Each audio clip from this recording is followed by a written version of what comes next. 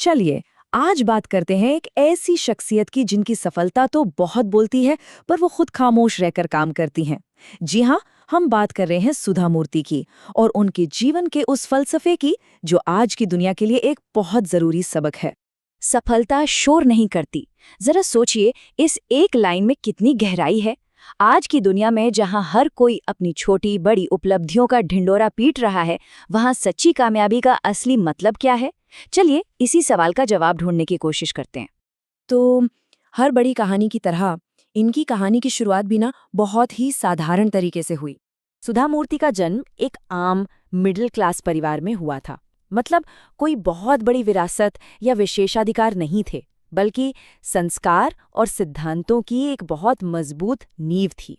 और यही सादगी, यही मूल्य आगे चलकर उनकी सबसे बड़ी ताकत बने। लेकिन रास्ता, जैसा कि होता है, बिल्कुल आसान नहीं था। उनके सपनों के सामने समाज के बनाए हुए नियमों की एक बहुत बड़ी दीवार खड़ी थी।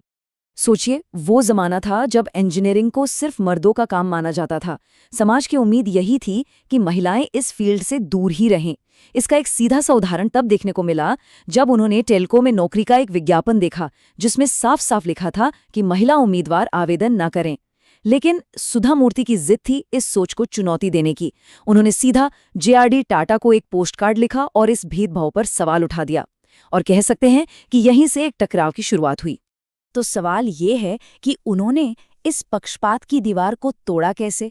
जवाब छिपा है उन कोशिशों में जो शायद दुनिया को उस वक्त दिखाई नहीं दी, पर जिन्होंने सब कुछ बदल कर रख दिया।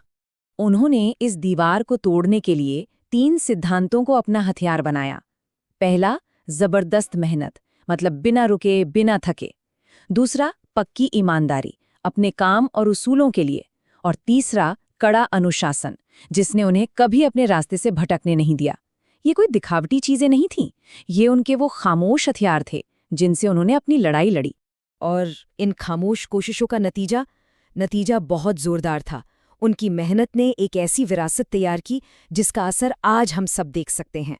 उनकी कामयाबी 2 रूपों में सामने आई। एक तरफ वो इन्फोसिस फाउंडेशन की हेड बनी और जमीनी स्तर पर सच में बदलाव लेकर आई, और दूसरी तरफ एक बहुत ही कामयाब लेखिका के तौर पर अपनी कहानियों और विचारों से लाखों लोगों के दिलों तक पहुंची।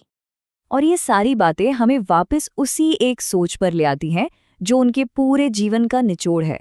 सफलता शोर नहीं करती, ये सिर्फ एक लाइन नहीं है, ये जीने का एक तरीका है। इसका सीधा सा मतलब है कि असली कामयाबी को उसके असर से, उसकी ईमानदारी से नापा जाता है, न कि उसके ढिंढोरे से। सीधे शब्दों में कहे तो आपका काम आपके लिए बोले, आपको बोलने की जरूरत न पड़े। सुधा मूर्ति की कहानी इस बात का जीता जागता सबूत है कि असली सफलता बनाई जाती है, उसकी घोषणा नहीं की जाती। इसे ईंट दर ईंट अपनी मेहनत और ईमानदारी से खड़ा किया जाता है। तो ये कहानी हमें एक बहुत ज़रूरी सवाल के साथ छोड़ जाती है। आज की इस शोर शराबे वाली दुनिया में जहाँ सबसे ऊंची आवाज़ को ही अक्सर तवज्जो मिलती है, हम सुधा मूर्ति जैसे बदलाव के इन खामोश शिल्पकारों को पहचाने कैसे, उन्हें सराहें कैसे? इस पर सोचिएगा ज़रूर।